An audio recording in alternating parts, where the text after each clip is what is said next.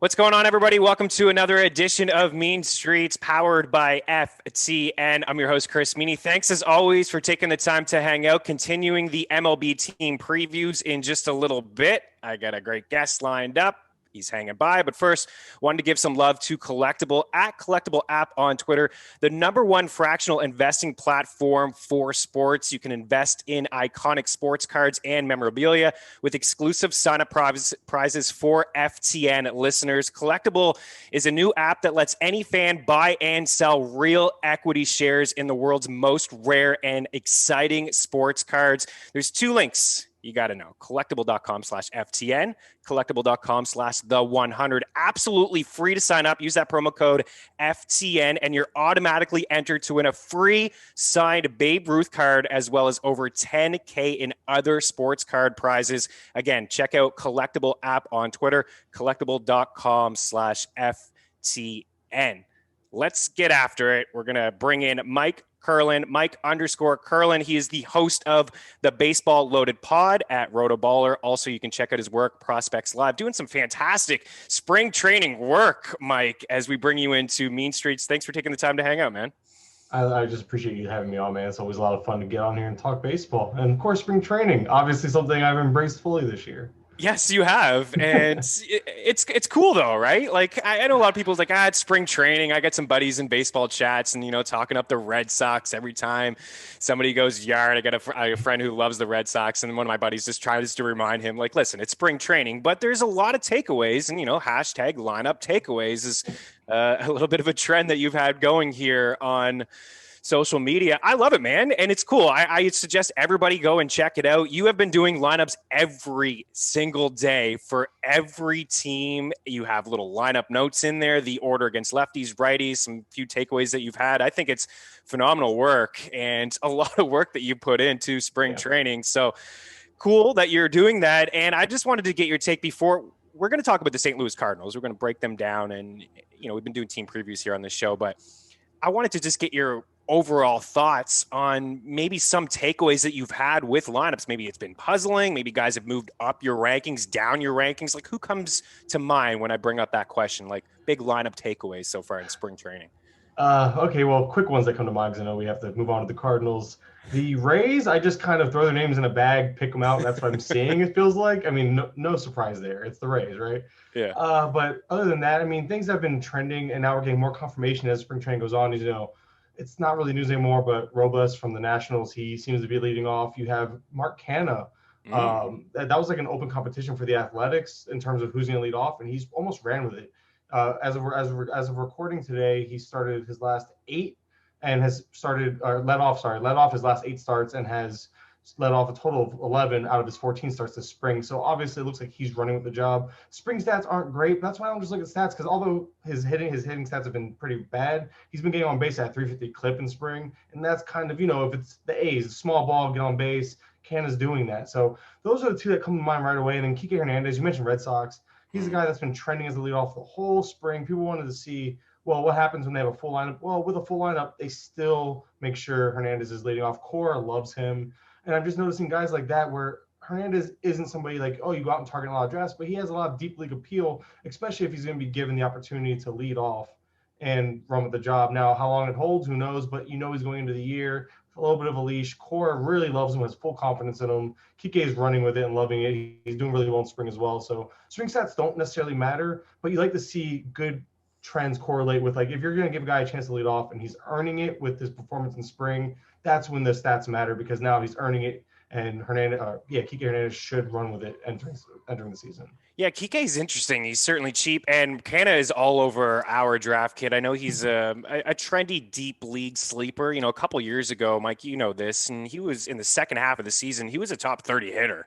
He was somebody that I wrote about last season as, a late filler. This year, same sort of deal. You mentioned the on-base percentage, if you're playing in those types of leagues. And, Oakland does have some firepower. Obviously, it's not a great hitter's ballpark, but if he can get on base and, they got some guys in there that can drive him in as well. well. And so I like the two calls there. I'm an Angels guy, so I got to bring up what you've been talking about lately. And I have been following, of course, watching them in spring. And I've been pleasantly surprised that Ohtani's been able to stay healthy. But Jared Walsh is another guy. I know Nando Delfino brought you up in his podcast the other day at The Athletic. And Nando was writing up Jared Walsh as maybe a potential deep league sleeper, first baseman sleeper. Definitely some pop. He showed that in the minors and in small sample size last year too. But what do you make of what the Angels have done in their lineup with potential platoon with him and Albert Pujols? Is Walsh somebody that's on your radar? Is what you've seen from him in spring maybe is a guy that we need to just temper expectations with him? I personally, there's guys that are really good at fantasy that love him. So I'm just not one of those guys, though. I'm kind of out on Jared Walsh. Mm-hmm. And we saw him flash it in 2019. We saw him flash it in 2020. But Jared Walsh this spring has just been such an odd case. It's been hard to follow. You look at lineups, he's usually batting second through fifth. Like, that's fantastic. But the problem is he's batting second through fifth in lineups that don't have Ohtani in it. And whenever Ohtani comes in, he plays DH, and they keep Pujols at first. So, I mean, I'm not saying Walsh is not going to play over Pujols, but do spring stats matter? You look at the two, and one is hitting way better than the other. And sorry, it's not Walsh right now. Yeah. And although, I'm not going to hold the spring training stats to like the standard because I don't want to harp on them too much. But again, does it make a difference when there's a position battle there? I still think Walsh is going to be given the initial opportunity to start against righties, especially. But I do think Pujols is going to platoon. And today we see if you could look at the lineup today, it's a really good idea of what to expect come opening day. But it's against a lefty, and Pujols is in and Walsh is out. Ohtani's batting second and DHing. Walsh will probably bat second. Like I said, he'll either bat second or fifth. But Upton's been hitting so well. Do they let Upton ride that wave into the regular season, pushing Walsh to sixth? It's crazy because you would think by now we'd have a better idea of what to expect with Walsh, but we just don't in terms of trends. But again, when he is in the lineup, Walsh is batting top 5 almost all the time. So you got to think that there's a spot for him most likely. And look, a lot of it is batting second. And they mentioned yesterday or so that they want Mike Trout batting third. So again, leaving that 2-hole open, but Ohtani has been hitting first or second as well lately. So I'm not sold on Walsh being the 2-spot hitter, but I do think he's going to bat fifth. I'm just not as confident as I should be because, again, the trends have yet to show us a full lineup with him even in it. It's usually Pujols getting the nod over him when you see, again, Ohtani at DH. I'm with you. I think if you asked me 6 weeks ago, I was like, okay, Jared Walsh, I'm into him. I'm intrigued. I like the price. I think he's got some pop. He could hit in that 2 spot. But what we've seen from Ohtani, like you alluded to, he's healthy right now and he's swinging a great bat. And I was on Joe Pisapia's show on Fantasy Pros last week, and we were talking about some deep league flyers, and we brought up Walsh, and we basically said the same thing that you just talked about too. And then he wanted to bring up Pujols in the farewell tour. I don't think any of that truly matters. This is a team that wants to get to the playoffs, so whoever is swinging a better bat, especially inside the second half, will get those plate appearances. But it is the spring. That's one guy that I feel like I've had to temper expectations just slightly. Maybe just a guy we play in DFS, right? When he gets into the lineup, depending on who's on the hill and where he does land in the lineup. So talking to Mike Kurland here of RotoBaller, let's get into the St. Louis Cardinals. Cards last season, they were 30-28, 3 games behind the Cubs. They were bounced in the NL wildcard series against the Padres. In my opinion, this is their division to lose. I think the Chicago Cubs got worse. The Pirates are a bit of a joke. The Reds lost some pieces. It was nice last year to see them get all those pieces. And, I was excited about them to make a playoff push and maybe potentially some noise. But I still think they'll be a competitive team. But they lost a couple pieces, especially, in the pitching staff and in the bullpen. And then Milwaukee, I think, a strong defense. If Yelich returns to his MVP form, which I think he definitely can, and get some help elsewhere, they can contend. But they are plus 120 to win the NL Central. They're 25-1 to win the World Series, 12-1 to win the NL pennant, and their win total is at 86.5. I don't think they're World Series contenders, Mike, but am I wrong to think that this is their division to lose, that maybe it is a decent bet because this is a team probably destined for the postseason? I get you're right. This division. You don't have to agree. No, it's just a mess though. The Cubs are looking really strong this spring, but their pitching is always a question mark. Yes. The Brewers, their pitching, like they have some decent starters. They have obviously the back end guys in Hader and Williams. So The Reds, I think, are actually really intriguing because you mentioned they have the offense. They sold some parts off, but they still have Yes. really good starting pitching, decent bullpen. It's getting healthier too with Sims and Garrett returning. So I don't know if it's their division. It's the Cardinals. They have that. Don't they call it the Cardinal Devil Magic? They have it. They just have that. They can every year, even when they're not competing, they manage to find a way to compete down the stretch. I don't know if it's their division to lose as much as it is that of theirs just to take, because I feel like I would put the Cardinals, I have apprehension saying the Cubs, but the Cardinals, the Cubs, and the Reds kind of grouped together at the top, and it's going to be winner takes all type of deal. What do you think about the 86.5? Every time we bring in somebody here and we talk about a team and we bring up the win total, it's like, that's a good line. I mean, Vegas, they know what they're doing, right? Yeah. They build big buildings for a reason. They know what's going on. Like, it is a strong line. And before you came on, producer Rob was talking about the Cardinals and saying that they kind of just overachieve. They always find a way to win. And it's what you basically just brought up as well. I kind of like the 86.5. I think that they're an 88 to 90 win team. I'm not really sold on the Cubs, even though they are having a strong spring. I mean, they could trade Bryant tomorrow and then what, right? But what do you think of any of those? Like, a division, you're probably not sold plus 120, but what do you think of the win total, 86.5? I think the division is a good bet to take because, again, it really is up for grabs. And I do think the Cubs, of those three teams I mentioned, I agree with you. They have the most glaring weaknesses in terms of the pitching staff. So I think it's going to be between the Reds and the Cardinals to take that division. I really do. So I like the division. And I guess you got to take the over. But I mean, given the division, they should win a ton of division games. Yes. A ton. Like, the only team, again, the big ones is, do the Cubs out hit them? Because the Cubs, again, that's the offense. I'm more or less pitching to the offense on that team because the Cubs have that strong top six, and then Horner looks good at the back end as well. But in the Reds, again, just up and down look solid, but they tend to run into health issues. So I'll take the over with very, very cautious optimism. And that's fair. I'll take that. We had John on here the other day, and I gave him the Yankees total. He's like, I don't want to talk about it. He's just like, I don't like the total. I wouldn't bet it, and which is fine. You don't have to bet it. And the one thing about betting these futures and stuff is you're not going to see your money for a long time, so it may not be a solid bet. But I do think that they're a playoff team, and I think they get to 90 wins. But let's talk about some of the additions, and of course, the big one, Nolan Arenado. I've been looking at just ADPs for just this month alone, NFBC, and it's 43, where drafts are really starting to ramp up. It's Jack Flaherty is the first Cardinal off the board at 33, Arenado 43 for Flaherty, 43 for Arenado, Goldschmidt 91. So those are the three going inside the top 100 picks.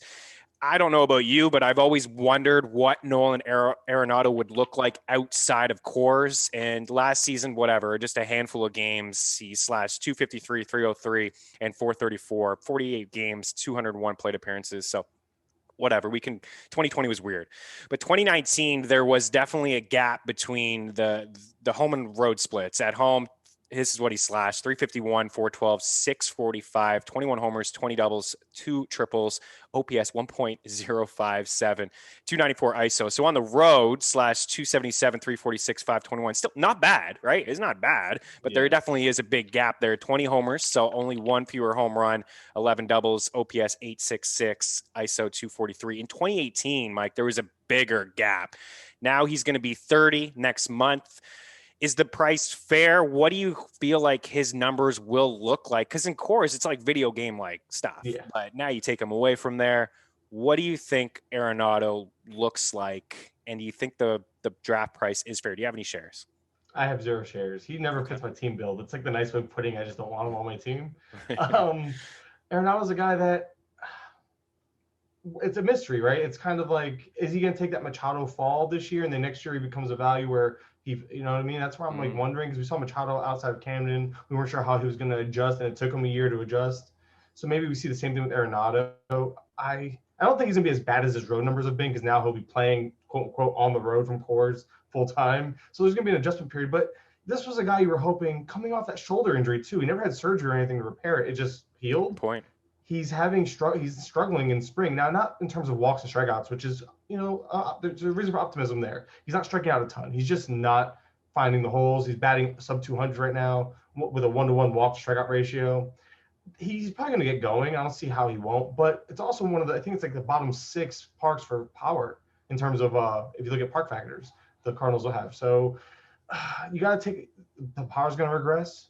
The team around them is not fantastic, so the RBIs might regress. I mean, what, 30 home runs, 90 RBI, 270, like not bad, but not Arenado. And I feel like that's almost the ceiling more than the floor these days, whereas that would have been his floor every other year. That's why he was a first round, early second round pick most years. So Arenado's a guy that the profile just isn't there for me. And I feel like it's something I can get a little later in drafts. So yeah, I'm pretty much out on him at his current draft price. I'm out on him too. I agree with a lot of what you just said there. And the min pick NFBC over the past 4 weeks is 20. And the max is 72. So, yeah, I mean, you got Ramirez, Machado, LeMahieu, Rendon, Devers ahead of them. And then just after, like Bregman, just a couple picks after, who I think is a decent value this year. Suarez, not so much into Biggio, but Moncada, I can get behind a bounce back. Are you more willing to grab one of those top 5 third basemen, or does your fantasy strategy, get some value here, like a Chapman or a potential Chris Bryant? I tend to find a lot of Moncada on my rosters. Yeah, I really am bouncing. I'm big on the bounce back. Yeah. Another guy I talk about watching trends in spring. Before La Russa even came out and mentioned it, Moncada was a guy who's been trending batting cleanup for that White Sox team. And even without Eloy in the lineup, which, I mean, Eloy, obviously the big news there today.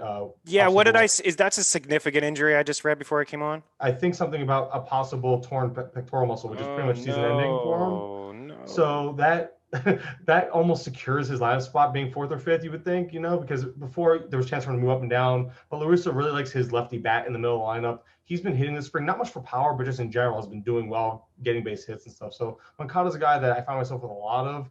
And big on the bounce back, because if you read a lot of these quotes, these players, Moncada, Meadows, they both have mentioned, among others, that not only was the year just a crazy year in 2020, the routines were off, COVID really affected them. They all feel back to normal. They're all back in routine, fans in the stands, kind of making them feel like they're at home.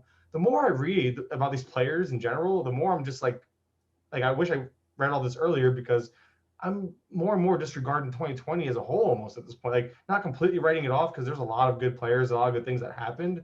But there's a lot of players that struggled, came in out of shape. Gleyber Torres, big name that came in out of shape, in great shape, playing better this spring, should have a bounce back year. Just a lot of these guys. And I think that how much of the good performances were guys that were ready for the season versus a lot of guys that just weren't ready. Then we had no in-game tape, yada, yada. I can go on and on about what went wrong in 2020. So I'm just starting to put a lot of the stuff you can't measure. Like, numbers have become such a big deal in fantasy. I'm trying to take more of the eye, like the what you see approach, what you're hearing, trying to incorporate that more, because I'm guilty of focusing so hard on the numbers that I forget that there's more to it. And I think a lot of the stuff we're hearing from players is what I'm trying to incorporate more into my analysis, and something I'm guilty of not putting enough into. I think again, I'm rambling on this. No, you're not. No, you're not at all. I think you bring up good points. I mean, this game especially, this sport especially, is so number driven that, like you said, you're watching the spring and you're seeing it. Gleyber Torres is a guy that we've talked about almost on every show he's come up, where it's been like, okay, what do you take away from 2020? And not much from Gleyber's season. I think you just push it aside. I mean, the guy is an absolute stud, and he turned it around in the postseason. John was hard on all of the Yankees. Our guy John at FTN, besides Gleyber Torres. I've seen that with Moncada. I'm totally in on the bounce back. He broke my heart with the Jimenez news. My goodness, I'm so sad. That's what I've read before we got on. I can't confirm that. I think that was early. What someone's hearing. It was like a known, like a reputable source too from Twitter, not somebody just rambling. It was somebody of actual. I think they have a check mark next to their name for Twitter. Although if they have a check mark, they must, right? I don't know. Some random gave me a check mark, and maybe I don't deserve that one, but you got one, man. Good for you. I'm working on it. You'll get one soon. You keep doing these lineup takeaways on your way, brother. Only 1 year away. Paul Goldschmidt, 91. I don't want to spend too much time on Goldie, but it feels like a couple years ago we were having the same kind of conversations that we're having now with Arenado. Like, not to the extent, but Goldschmidt left Arizona, and it was a decent ballpark to hit in, and he was always so consistent as an average guy. I mean, look at the average from this guy on the back of the baseball card, like 286, 302, 300, 321, 297, 297, 290. Then his first season in St. Louis, 260, then bounced back to 304 last year. Again, very small sample size. OPS 231, but he has been a guy that's been known to hit 30 homers, but now he's getting a little bit older, right? He's 33 years old. He's got the ADP 91 NFBC over the last 4 weeks. He is first baseman number 9 on average off the board. I don't think 30 home runs that would be maybe max ceiling. I think if you get 30 bombs from Goldie this year, I would consider that a win. Is this guy more of a 25? Do you think he still has another year to be a solid fantasy contributor? Remember the years when he used to steal 20, 30 bags? Those days are certainly over. Goldie, have any shares of this guy? I don't, but I'm not fading Goldschmidt at all, actually. And the thing about Goldie is that, remember how I mentioned some players, you look at 2020 and it kind of matters? I think for him it does, because if you look at his approach, it's funny because remember, I was just talking about how I'm trying to get away from numbers solely, but his numbers spoke volumes to me, because if you look at his 2020 production and pair it, I think it was 2016 or 2017. I'm talking everything from plate discipline to your typical metrics of like swing, zone contact, et cetera, all the advanced metrics, almost identical to when he put up, it was like a 25 home run season, hit like 290 or so that year, but he had the stolen bases. So now I think he's going to go back to being that guy. So we're going to lose some power, as you mentioned, but Goldschmidt's going to still bring you the good batting average and probably about 25 home runs, but probably get you like, 90 RBI, 95 RBI, probably close to like 180, I'd say, runs and RBI total combined. Mm-hmm. But in spring, again, he's showing it. He hasn't hit for power. He has 1 home run this spring. Again, that's kind of what you're expecting, but he's hitting 306. He's kind of transformed who he is. I think he sold out for power initially, and as he's gotten older, he's reverted back to his ways of what was successful early in his career. And Goldschmidt's a guy that, again, just safe, boring, kind of a set him, forget him. Somebody I would call a roster stabilizer. Yeah, another guy, just the wide range of outcomes, like min pick 57, 122. I'm with you. I'm not avoiding him, but if people are willing to just bypass him and, maybe draft a Muncy or a Rizzo over him or Moustakas, and all of a sudden I'm like, all right, Goldie, I'll take him. I mean, he's not going to kill me anywhere. Like, I think the average is definitely going to be solid, and if Arenado's fine, maybe he can drive in some runs there. Okay, so only really a couple more Cardinals to talk about, and we'll get you out of here, maybe with just some of your, your favorite targets or guys that you have a lot of shares of. Dylan Carlson is interesting to me. So we had the injury to Harrison Bader, 4 weeks forearm. He was expected to hit in the 9 spot. I know he's hit some leadoff, and Edmonds in there leadoff. And our guy Matty Wood here, FTN, had said he thought one of his bold predictions over at FTN was that, I don't know how bold it is, but that Carlson would be a leadoff guy for this team in 6 weeks, and he could be a potential 2020 guy. Is that a stretch, or is Matty onto something? And it's okay. Matty won't hold. I love Matty.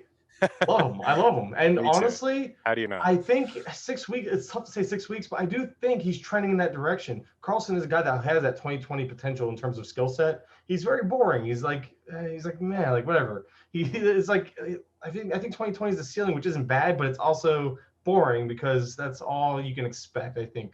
But Carlson overall has a very safe profile, and prior to, we'll see if maybe the last few games here he can sneak into the top of that lineup, but as of right now, he is almost certainly going to hit 5th or 6th or 7th, I should say, in this lineup, at least to start.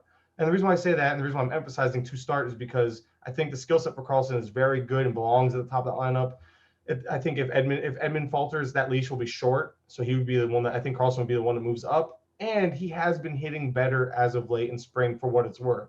And I think that would matter, especially for a younger guy. If he started off slow in spring, so Carlson batting 7th made sense because, okay, he's young, he's going to play every day, but let's put him in a place that's not so much pressure. He's warming up a little bit. He's getting comfortable at the plate. Maybe they leave him 7th to start, and then he works his way up. But I think Matty's onto something. I do see a path to 2020 and leading off sooner than later, without a doubt. Yeah, I think if he cuts down the strikeouts, he wasn't a huge, strikeout guy in the minors, and the walk rate was decent. And I've said this before on a lot of shows. I mean, anytime you can see a double-digit walk rate in the minors, not a lot of guys are walking in the minors just to the bus after the game, right? They're free swingers. They want to hit for power and get on base with the bat as opposed to with their legs and just walking. But he's been a guy that I've noticed, like, the average hasn't been solid throughout the minors. The AAA was great. It was a very small sample size, 361, and AA the same year he had 281, but mostly it's been a 240, 250. And that's what a lot of the projections at Fangraphs have him for. I think Steamer is the best at 250 with 18 bombs and 11 stolen bases. So maybe 2020 is a bit of a stretch, but if he can show the discipline and not strike out as much, maybe he can find himself near the top of the order, and that could be fine for him. There doesn't seem to be a lot of stolen bases on this team. I mean, Edmonds got that triple eligibility. I believe he's got second, third, short, and outfield. So he's got 4. I guess maybe there's some appeal. I don't know if you have any for him, but looking deeper into this team, potential sleepers, is Tyler O'Neill one? He seems to be a guy that always gets brought up around this time of the year. 422 is the ADP, and a lot of projections have him for 20 plus bombs. One, I'm seeing 28 bombs. Is that doable? Dude, the power and the speed is sneakily there. The guy is really fast. So I really am very much in on O'Neill given the ADP, and a guy that I will take a share of. I mean, he's another one that's kind of surprisingly doing better in spring than expected too. So I don't know. Again, you mentioned every year Tyler O'Neill's a guy that just does this, and it looks like he's never gotten a plate appearance though, and I think that may be the path this year. He may get them, right? He's never had over 157. Now a lot of projections have him for about 500. Well, yeah, and that's the thing. This is the first year because Dexter Fowler's out of the picture. Bader's injured, so we could see O'Neill slide over to center or Carlson either way. But O'Neill, again, it's the strikeouts are going to be there. He struck out 12 times already in 37 plate appearances. So again, a guy that has a lot of swing and miss. He's hitting 400. Sorry, folks, that's not gonna roll over into the regular season. But what will, and what's very intriguing and enticing is the power speed combo I mentioned, because O'Neill currently has 2 home runs and 2 stolen bases in spring. And that's a skill set that will translate over. I think he's still going to have an opportunity, especially if he bats 5th or 6th. There's no one really behind him to hit him in. So why not try to manufacture runs, give him a chance to have those take advantage of the stolen base opportunities. And that's fantasy gold right there. A guy who can give you easily 20. The guy's power is legitimately probably 40 home run upside. Like realistically, his power is that extreme. It's the lack of contact that hinders that. So I think 28, like you mentioned, 28 was the number. And if he gets me 550 in terms of play appearances, I might just take the over even in that part, because this power is crazy. It's almost like Hunter Renfroe. I feel like Hunter Renfroe is like a good comp in terms of power and batting average potential. That's a really good comp, actually. Except for he offers speed. I think there's a path to 10 stolen bases. So again, you're getting that at the back end of your drafts. And I talked myself into him. I have 0 shares. I need to get more.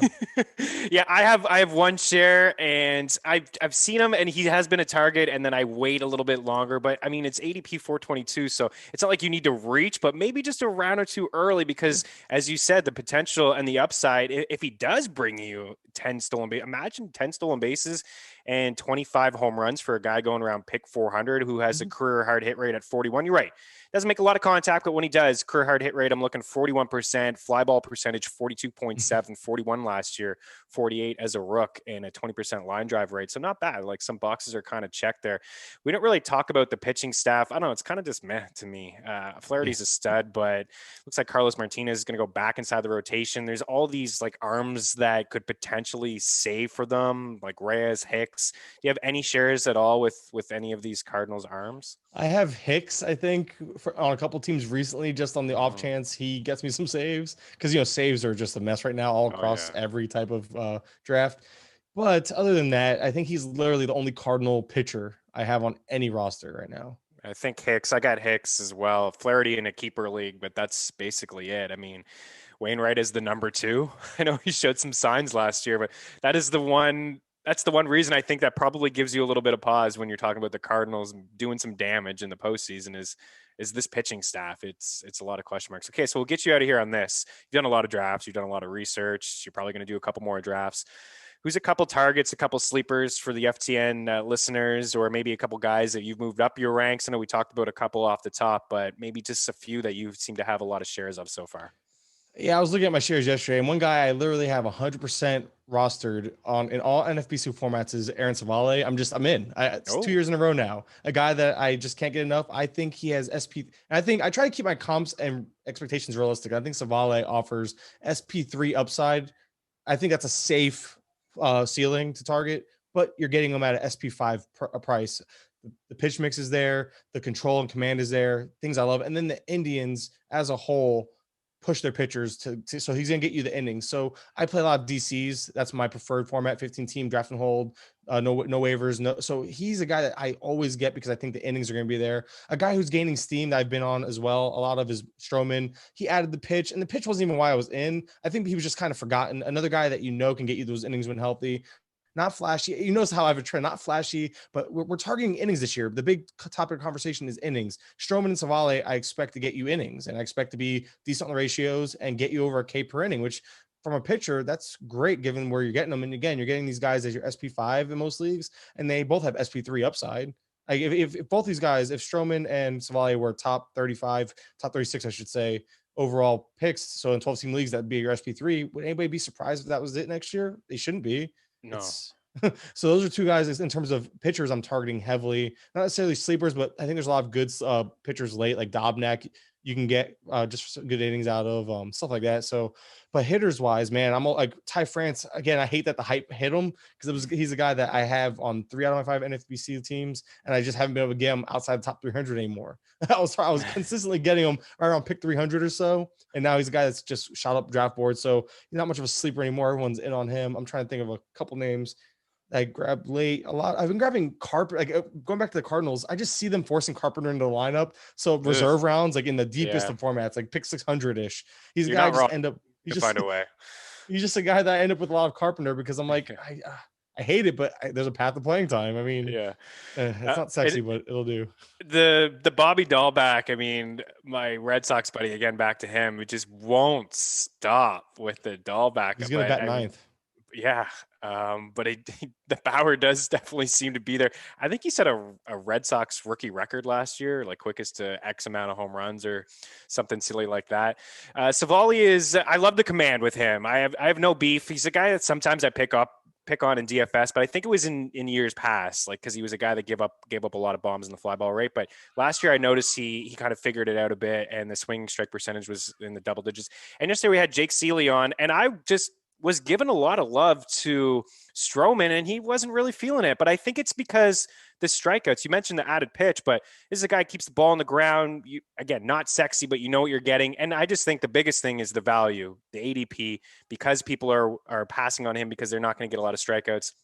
It creates a buying window opportunity there and somebody who could just stabilize your ratio. So I think it's a great call by you. And I appreciate you jumping on here, man. Thanks so much. Oh, no worries. And I'm going to cheat here and sneak in 2 last names. I actually mentioned Hunter Renfroe. Yeah. 6. He's going to be batting 6 for that team. Good power, good RBI opportunity. That's how I look at it. And Cedric Mullins leading off, runs, stolen bases, should play almost every day. That's where those are 2 guys I'm targeting late in drafts to give you certain categories. So that's it. I just want to sneak this in. Yeah, no, that's great.